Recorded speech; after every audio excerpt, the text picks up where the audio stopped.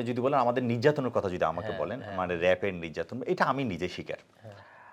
আমি যখন এখন 18 সালের পরে মেবি আইসিটি অ্যাক্ট হয়েছে, আমি 14 সালে আইসিটি মামলা গেছি 57 দ্বারা। তো আপনার যে আমি জেলে গেছি 3 বার। তো এখন দেখা যাচ্ছে আমাকে যেদিন র্যাপে ধরে নিয়ে গেছিল, আমাকে 24 ঘন্টা আমাকে সন্ধ্যা 6টার পর থেকে রাতের 2টা পর্যন্ত আমার উপরে খুবই টর্চার হয়েছে।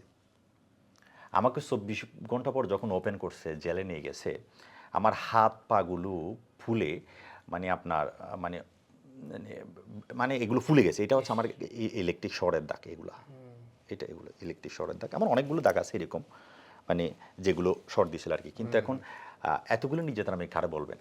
কারণ ফেসিবাদকে বললে, আপনি আইন শৃঙ্খলার বাহিনীকে বললে, জজকে বললে, কারণ ওরা তো ফেসিবাদ দ্বারা নিয়ন্ত্রিত।